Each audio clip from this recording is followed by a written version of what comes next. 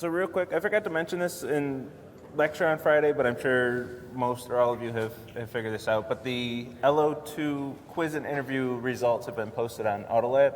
So this week for the second chance, make sure you're checking Autolab to see if you need to go. If you have credit for both read and explain, then you don't have to go to lab this week. But if you don't have ones for both of those in Autolab, which is like most of the class, it didn't go super well, the first round of LO2 interview and quizzes, then you got to go there and either retake the quiz, interview, or both for the second chance lab this week. For those of you asking about extensions on point of sale, I'll send out a formal email either tonight or tomorrow with whether you got the extension or not. But your best bet for now is, if you haven't finished the assignment, just work under the assumption that you do have an extension, that you'll have an extension. Don't just stop because, if I don't get the email out by tomorrow and the extension might be just till Friday, you're losing a few days in there. You're losing crucial time. Keep working and get what you can in there so you can finish by Friday. And then if you have the extension, you finish by Friday and you're done with it. If you don't have the extension, honestly, there's nothing you can do anyway, so you might as well at least keep working on it and have a chance. For some of you, I can answer the question right now. If you've made a submission during the prep lab and you're on one of the later objectives, especially if you're on lecture tasks 5 or 6, then you're certainly getting the extension. Like, you don't even have to think about it. You're definitely getting the extension if that's your situation. If you didn't do the prep lab, if you didn't make any submission during lab and presumably skipped that lab, then it's a more borderline case, which might be a no. But I'll make all those decisions tonight or tomorrow and send emails out to everyone who doesn't have credit for LO2 right yet. Any questions about that or anything else before we get started? I gotta get this thing away from me. I'll be playing with it all lecture. All right, so we're going to start talking about concurrency. This whole week we're talking about concurrency and event-based architectures.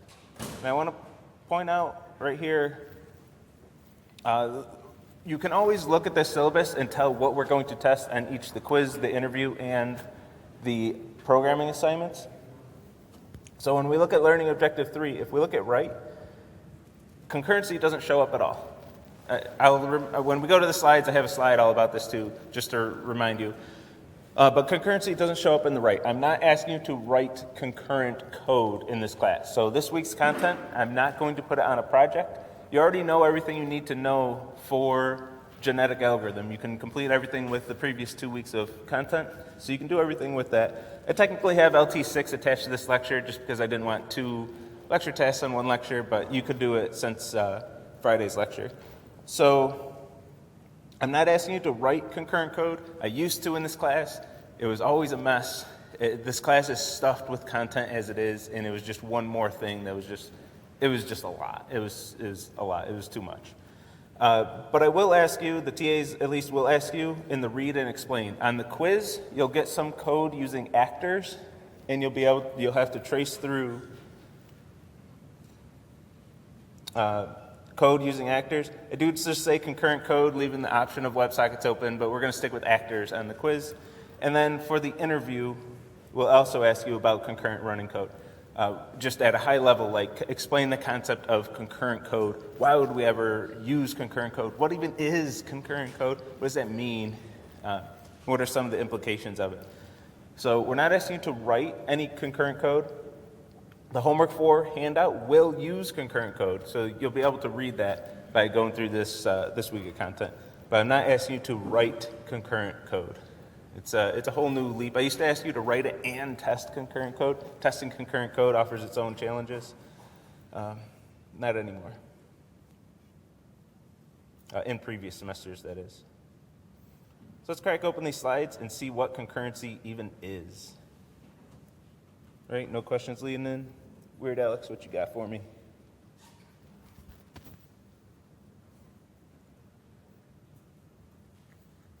Yeah, you might have to complete it on time, Weird Alex.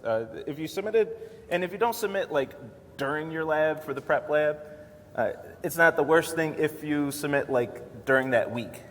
The lab ends and you're like, oh crap, I forgot to submit, and then like the next day you submit.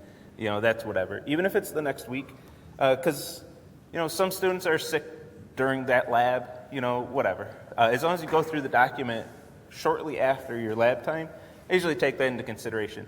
It's when your first submission is the week of the deadline. Then I know you just completely blew off lab and you didn't give a crap about it.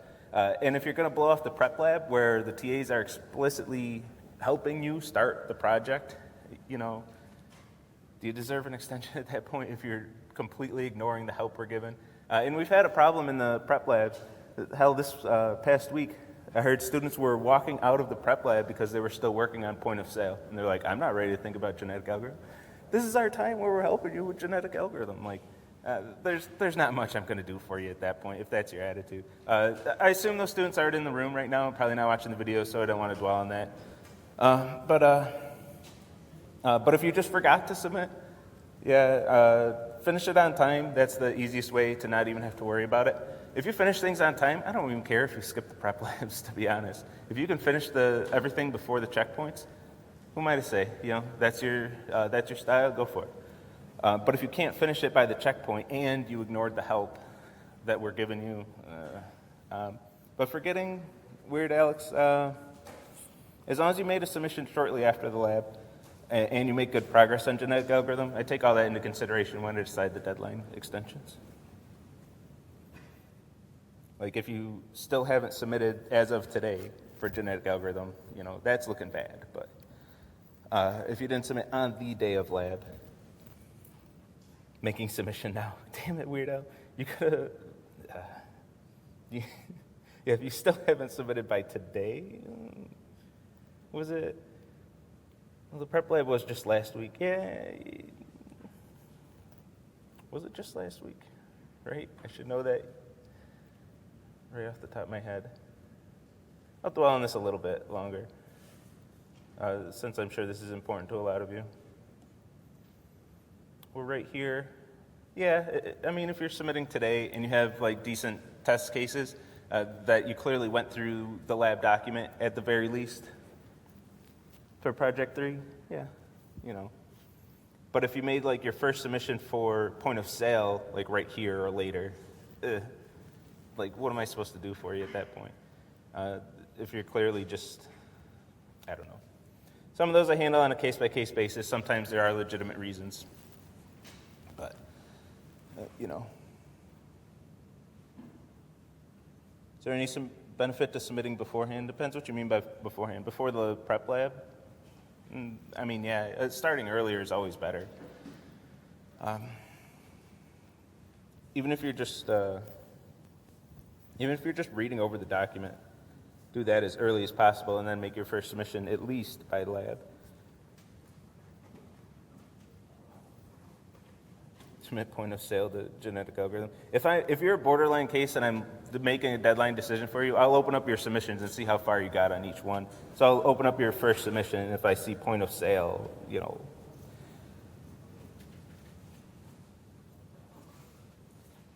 Is there a point to proving that you were at prep lab?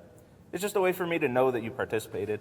Like submitting to Autolab at prep lab, that's your way of letting me know that, hey, I was at prep lab, I'm taking this seriously.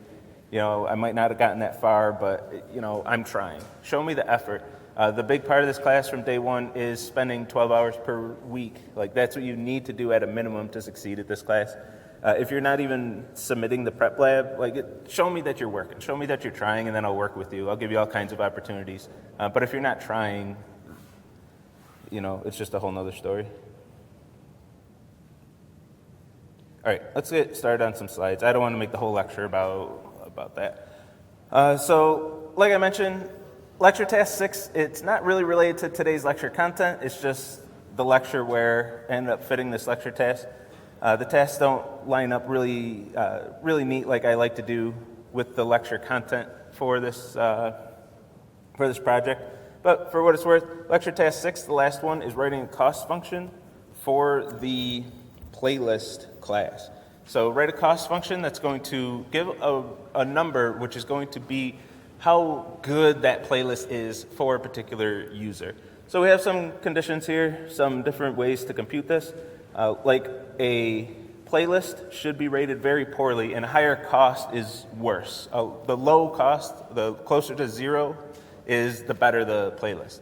So if a playlist, for example, has a duplicate song in it, we want to make sure that that gets a very high cost, because who wants to listen to a playlist with a duplicate song in it? Not many people. And then, I don't know, sometimes. If you want a playlist with a duplicate song, you're probably just going to play that song on repeat instead of going to a playlist.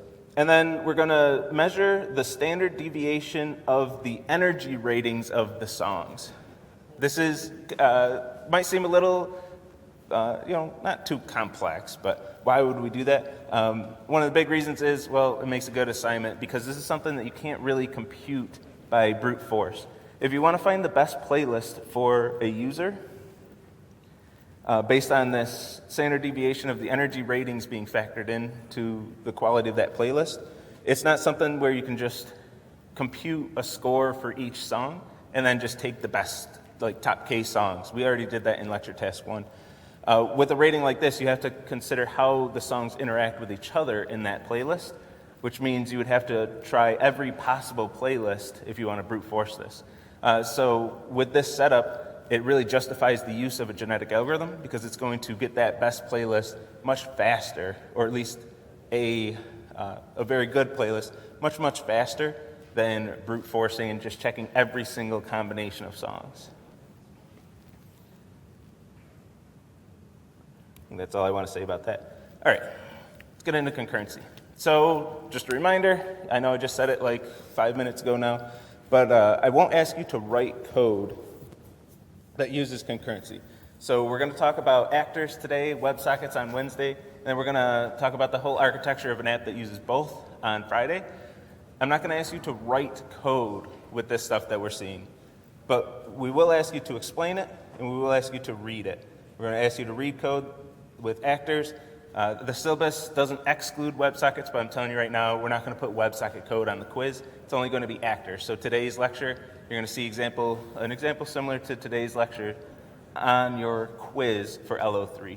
And then explain the concept of concurrency, why concurrency, what is concurrency, etc.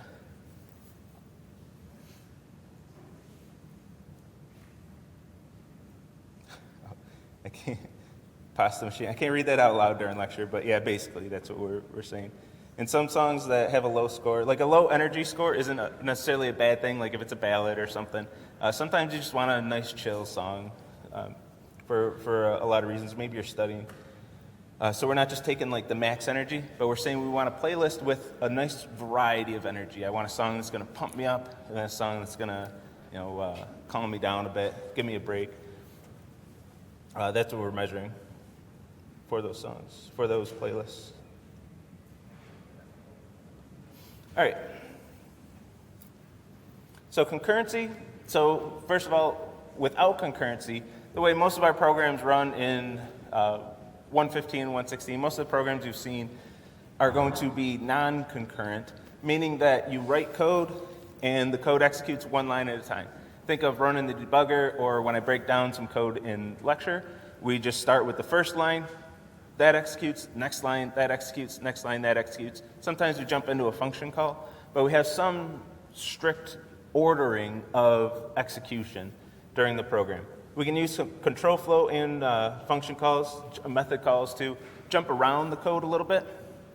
But we're always executing one thing at a time, and we can calculate the order in which the code will be executed. So what happens when we want multiple things happening at the same time? Well, if we want multiple pieces of code that we've written, or multiple functions that we've written, to be executed simultaneously, or at least effectively simultaneously, what do we do then? So we've actually done this before. We have a few examples that you've already done that are concurrent, but we hid all the details from you, and we didn't make you focus on the concurrency details. But in 115, you wrote a web server. And what happens if two users visit your site at the same time? Do you want your server to just explode? No, you want it to be able to handle both those requests effectively simultaneously. It might not be exactly simultaneously, but if two users access your site at the same time, they should both get to see your site. They should be able to access your site. So we have some event, a visitor going to your site, and that's going to trigger the code, your code, to be called and executed, which can happen multiple times. What if you have 1,000 users all going to your site? Your site should be able to handle all 1,000 users effectively simultaneously. In 116, in this semester, we saw GUIs. GUIs are running that update loop. We saw that update loop that called a function that we provided 60 times per second. We used it to just spin some rectangles. We had some pretty blue rectangles that were spinning around on our GUI. So that update loop is constantly running and updating the graphics of the GUI. But at the same time, we're listening for user events. User clicks somewhere on the GUI. User's hitting the keyboard. They're doing all kinds of stuff. They're using our app. What if somebody hits a key and clicks and moves the mouse at the same time? We want both of those things to be registered while our rectangles and our graphics are still running in that update loop. So we want multiple things happening at the same time. Just using an app, try hitting 2 keys on your keyboard at the same time. Well, maybe that's not the best example. But using the mouse, like clicking the mouse, and maybe you're strafing while shooting in a first-person shooter. You want multiple things to be happening, multiple user inputs to be processed simultaneously while the graphics are still updating. We want these features. This is what we want. And the GUI, SkyFX, JavaFX, handles that. It's going to handle that using something called an event-based architecture, where there are certain events that occur, and then we provide listener classes which are going to react to those events. So when we had a button, we would attach a listener to it, which would handle those events. When we wanted to react to mouse clicks, mouse movement, keyboards, we would provide a listener that listened for those events and then ran our code whenever that event occurred. And multiple events could be occurring simultaneously, and the library handled that all, just called our code whenever necessary. We never had, with GUIs, run this line of code, then this line of code, then this line of code. There wasn't like that top-level main method or anything. We just provided a bunch of listeners, and then those listeners listened for events. When those events occurred, it would call our code. Same thing with point of sale. We have the listeners on each one of the buttons. When each button is pressed, it's going to call your code concurrently. There's no, when you run the GUI at least, there's no like run this line of code, then this line of code, then this line of code. None of that. Your code is just sitting there waiting for events to occur and then executes when those events occur. And multiple events, with the way that GUI is set up, it's hard to click multiple buttons at the same time. But if somebody clicked multiple buttons at the same time, both of those events would be processed. If it was literally the same time, it's up to chance which one's going to get processed first. But you're going to be able to have your code running concurrently.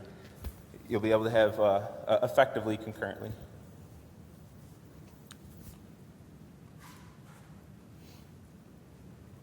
All right, so we hit all the details from you in 115, especially. You provided some what we call callback functions, where you just say you would use the at path, whatever the user's requesting, call this function. And then when somebody makes a request at that path, that's the function that would be called.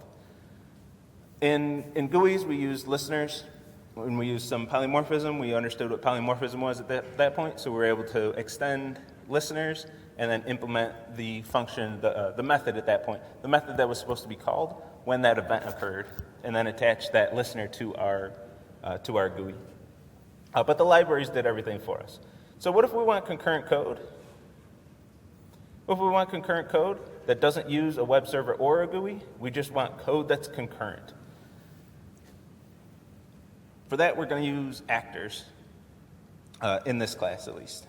And then in 220, you'll get more low level. You'll get at the threading level and really handle, concurrency at a lower system level. So what if we want concurrent code? And there are multiple reasons why. The one that I've harped on a while, you have users, you have human users interacting with your code, and they might be doing multiple things at the same time. And they might want to look at your view and also use your controller simultaneously. It's a good reason. If our code is set up concurrently, there's another big advantage here, is if we want to scale up. And this is actually the namesake of Scala. Scala was built from the ground up. Scala, scalability, They literally took the word scalability and shortened it. That's where the name Scala comes from. So if you want to scale up, if your code's already running concurrently, it's easy to scale up to multiple cores, get multi-threaded, take advantage of all the cores in a CPU, and also get to the point where you're running a distributed system where you can have a server room just full of racks and racks of servers and have your app running across all those machines. If your code is set up to run concurrently, it's easier to scale up to that, to more hardware and bigger processing power. If you have an app that's getting a million users, like a million concurrent users, you're going to need to be distributed across multiple pieces of hardware. And if your code's set up to run concurrently, it can be easy to just scale up and just expand to multiple machines like that. So we're going to use the akka library and use actors from the akka library. This is already in your pom.xml, but if it wasn't, you would go to Maven Central, find the akka library, and add it to your pom.xml, and then install it. So what this is going to do is allow us to have separate units of code, actually be objects, we'll see in a minute, that are going to run independently, run concurrently, running at the same time, and they're going to communicate through messages. So we're going to send messages to back and forth from actors, and whenever they receive a message, they're going to execute some code, whatever code we tell it to execute when it receives a message of that type. And the message types will be case classes or case objects. This is what we call an event-based architecture. The web stuff, the GUI stuff, the actor stuff, these are all examples of event-based architectures. We're reacting to events and running code whenever a specific event occurs. We're running code based on the type of that event. This is event-based architectures, much different from just linearly executing code. We're reacting to events. We're not just running a program and having the program run once and then be done. So I mentioned case objects and case classes. These are very similar to just regular classes and objects with a few key differences, mostly in the way that we use them. So typically they don't have any body and they're just used to communicate some small amount of information that's either given in its constructor for a case class or just the name, the actual type itself for a case object. So like a case class, we're going to use the word case, create a class. We're not going to give it any body. Typically by standard we could, but if we're using case classes, we're probably not interested in that. Then we're going to give it a constructor which just specifies the types of information that the objects of this type can store. And since we're going to use these to pass messages, the types of information that we can communicate across actors. The one big difference in functionality is that case classes, objects of types defined by case classes, I should say, are compared by value, not by reference. So when we had regular classes and we created objects of those types and we hit them with the equal, they would be compared by reference. So they would only be equal if they referred to the same exact object on the heap. And then we would have to override the equals method to be able to override that functionality and tell it to compare based on anything else, based on something else. With case classes, all of them are compared by value, which means Scala is going to look at all of the constructor parameters and compare objects of this type based on their constructor, based on the values from the constructor. So if I have two by equipment objects, and I say, are they equal to each other? They'll be equal to each other if the value stored in equipment ID, if those values are equal to each other. So we do get different behavior there, which is nice and handy for a lot of reasons for comparing things like that. That's the default equals behavior for case objects, or for objects, objects created from case class types.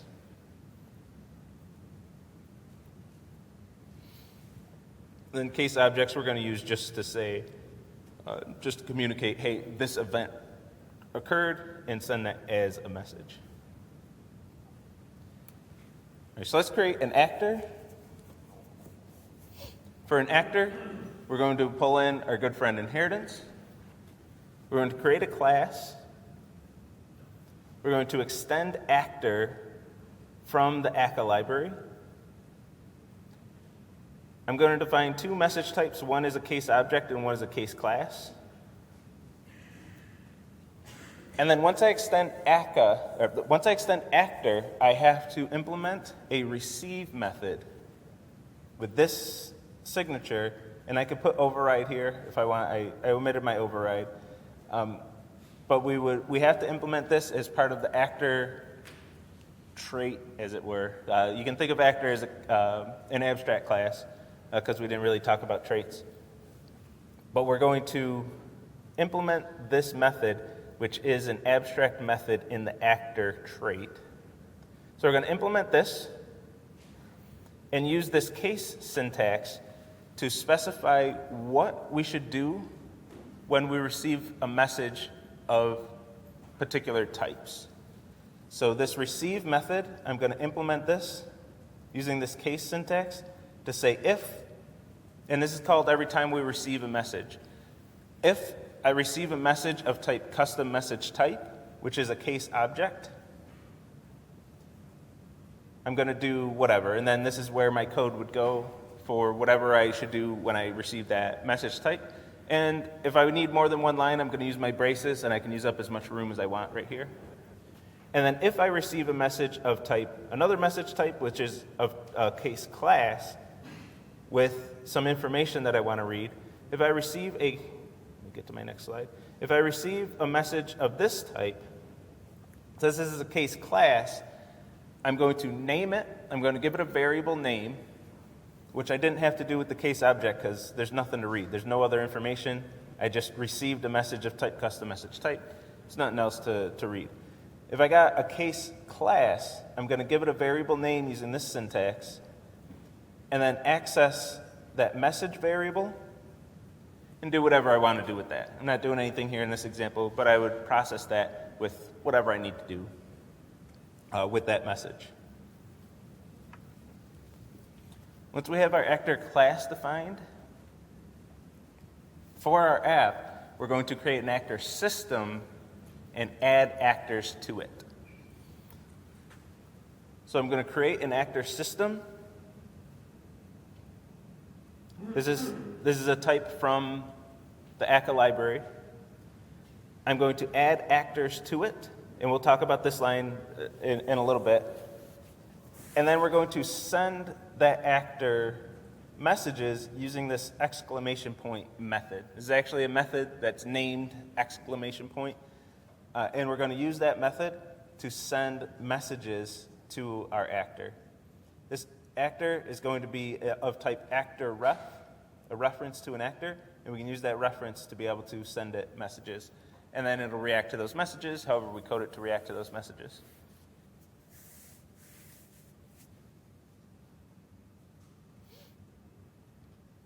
Now we can't, when we have an actor, we can't just use the new keyword. We can't say new my actor. If it's something that extends actor, we can, but it's not going to do what we want it to do. It's not going to actually be an actor that can be added to a system. Instead, we're going to use the system and this actor of method. We're going to use this props. Get the class itself of the actor and give that to props. And that's going to create an object of our type, of our actor type, add it to the system, and then return a reference to that actor so we can start sending it messages. If we have an actor that takes constructor parameters, we're going to pass the arguments into that call of props. So a little bit of syntax. If you see something like this, this is from what we're used to seeing, this is effectively like new my actor of 10. But we have to use this different syntax so Scala knows that we're creating an actor, adding it to the system, and we want a reference to that actor so we can send it messages. So if we have a constructor parameter here, put it in this call to props, right alongside the class name.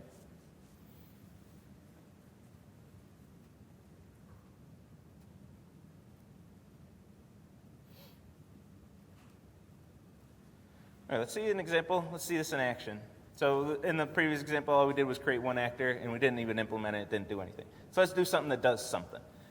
So what I want to do is create an actor class that's going to count down from 20 to 0 as fast as it can. And all it's going to do is just print out 20 to 0 to the screen so we can see what it's doing. We can see what it's processing. I'm going to have it listen for a message of type start. When it receives that message, it starts counting down. And I want to create 3 of these and watch them, all 3 of them count down concurrently. So I'm going to need a few types. We're going to add a little more functionality. Did I not put that on the slide? No, I didn't. So I'm going to use 4 case objects to get this functionality. Start, that's the only one that we strictly need for what we said on the previous slide, but I'm going to add 3 more here. Is done is a message which is going to be read as a question, is a message type that these counters are going to receive. And when it receives a message of type is done, it's going to respond to the actor that sent that message with either a message of type done or not done, which indicates whether or not it's done counting, if it's made it all the way down to 0.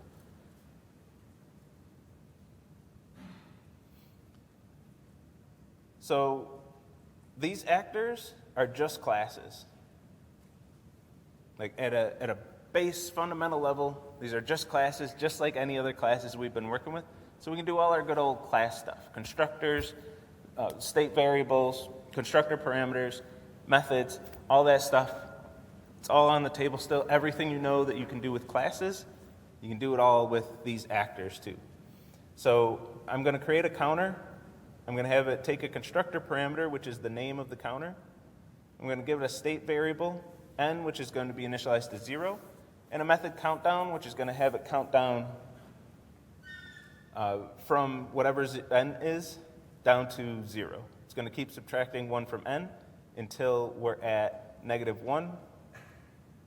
And it's going to say finish, and it's going to print out its countdown as it goes. So except for the extends actor, everything that's highlighted is regular class stuff. Since we extend actor, what we have to add to this is the receive method, which is going to tell it how to react to different message types that it receives or different events that occur, where the events are the messages being received. So I'm going to react to the start message. If I receive a case object of type start, that's my signal to go. That's my signal, hey, counter, start doing your thing. I'm going to set n to 20 and call countdown, so it counts down from 20 to 0 until n is -1. If it receives a message of type is done, it's going to check if it's done. And if it is, it's going to use the sender method. Sender is going to return a reference to the actor that sent the message. So if I received a message of type is done, I'm going to say, hey, whoever sent me that message of is done, send them the message whether I'm done or not. If I'm done, I'm going to send them a done message. If I'm not done, I'm going to send them a not done message.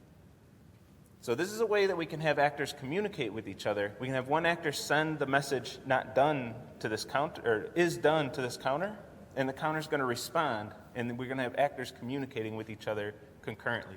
So even though we have code that's running at the same time, how are they going to share information? They're going to pass messages to each other. In this case, I have one actor asking another actor a question, and then this actor is going to respond to that question. This actor responds to the is done question with an answer based on its current internal state.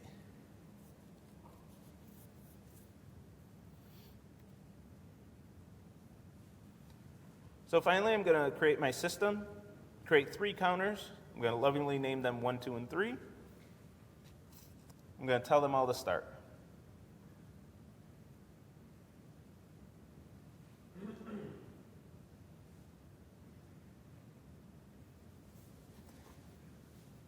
And And I could tell you what's going to happen, but hey, let's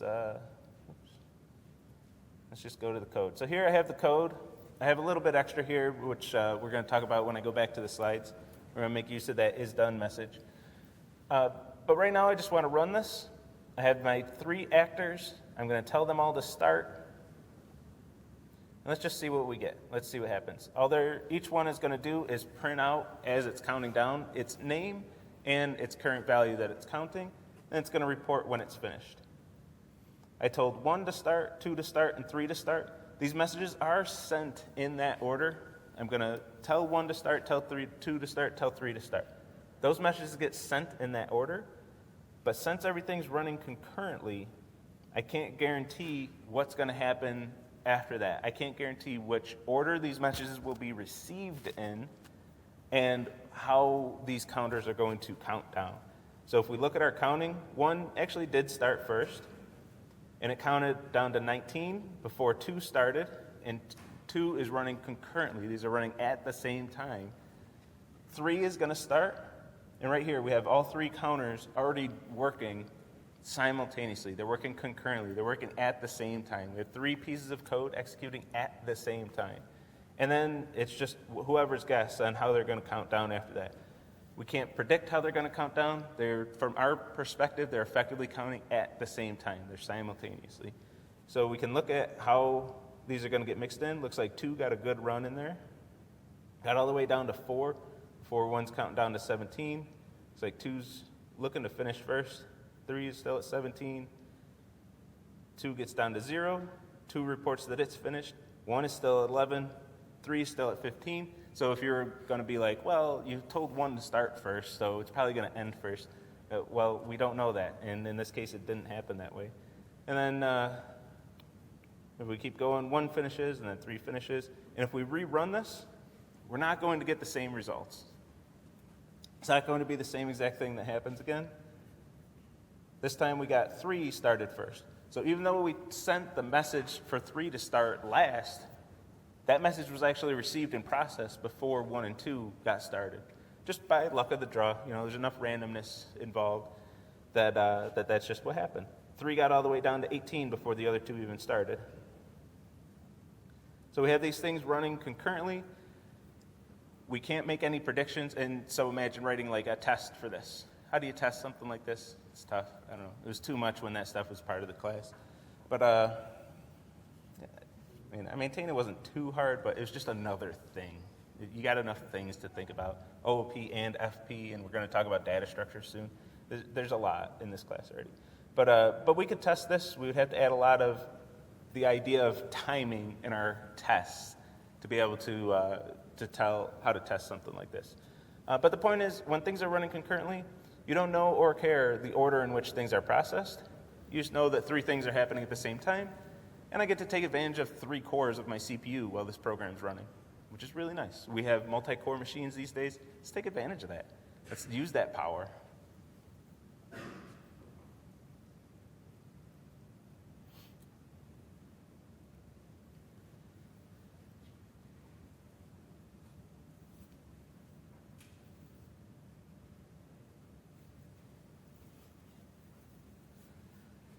All right, so let's expand our example a little bit.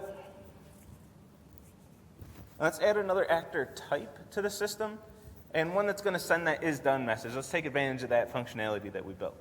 So I'm going to add a supervisor type, which in its constructor is going to take a list of actor references. So what I want to do is give this supervisor a reference to all of my running counters, and it's going to keep track of which counters are done counting and which ones are still counting. So it's going to get a list of counters. I'm going to track the size of it, and I'm going to keep track of which ones have completed. And whenever I receive a message of type update, I'm going to send each of my counters that I'm supervising the is done message. And at this point, I assume everyone can read some good old functional programming, so I get to start sprinkling this in my examples.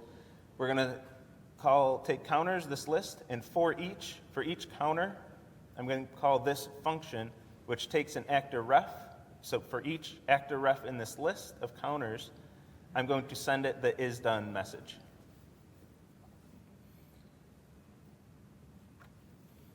If I receive done, if one of those counters reports back, hey, I'm done, and I get a message back, I don't know which actor this is, actually I'm going to find out, but I received a message of type is done. I don't know that it's related to one of my update messages that I sent. I can assume that it is, but I don't know like which one it's associated with. So I had to do some checks to figure out, okay, somebody just told me they're done. I know I sent out an is done message to all of my counters that I'm supervising. What do I do? So I'm going to check. If I can't find this actor ref, so sender is always a reference to the actor that sent the message. So I'm going to access sender. That's going to be of type actor ref. And if it's the same actor ref as one of the ones I have in counters, then I know that that's the one that sent me this message. That I asked it if it's done, and it said, yep, I'm done. So if it's not in my completed list, I'm going to add it to my completed list and increment the check the size of the completed list and check if that's the number of counters that I'm supervising. If it is, then I know all the counters have finished. If I receive any not done messages, then I know at least one counter has not finished counting yet. And I'm going to say, we're not done yet. So now if I want to check, so I'm going to check with my supervisor. I'm going to send it the update message. Once it receives the update message, it's going to check with all of its counters and ask if they're done. And all the counters are going to report back whether they're done or not. And if they're all done, it's going to say, we're all good. If it gets a not done, it's going to say, no, we're still counting. Give us some more time. Back off a bit, maybe. So in this way, we have multiple actors communicating with each other. And even though now we're going to have a fourth actor in our system, we get to use 4 cores. We're really using our CPU. We're using the power we have. And the supervisor actor is going to be able to communicate and see how those other actors are doing on those other cores, which are going to be running on separate threads. We're going to be able to communicate with them and see how they're doing. And if they have something to process and they're reporting back the answers to the supervisor, we can get some really good juicy code, good programs running here.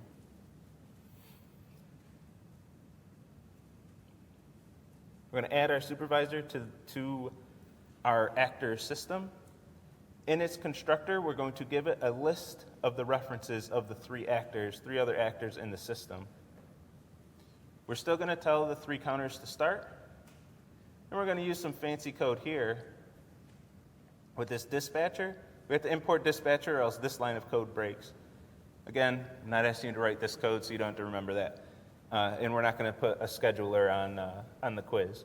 But this is going to send the update message to the supervisor every half a second. So twice a second, it's going to receive the update message. And then it's going to say, once all the counters are done, it'll say, hey, we're done. And we can see that. I won't dwell on the code too much, but this all counters complete is coming from the supervisor. And since these counters are effectively instant, it's always going to say all counters complete.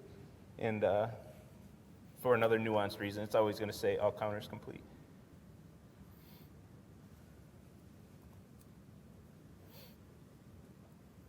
So it still keeps getting that message every 500 milliseconds. But the way it's coded, we're only going to say all counters complete once. So I'm not getting all counters complete twice a second, cluttering up the console.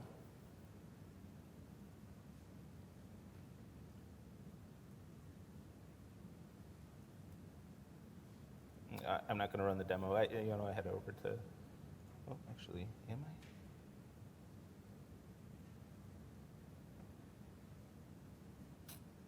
Yeah, I'm not gonna go back to the code. All the code's in the slides, and I showed you the example running. We're not gonna have time to go through the Stack Trader example. This example is in the repo. For the curious, feel free to check it out. I don't know if I'm gonna go through the whole thing. I'll say, anybody have any questions?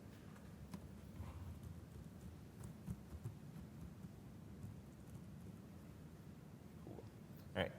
5 minutes, there's no way I'd be able to put a good dent in this example, so let's just call it. Have a great day, everybody. See you all Wednesday.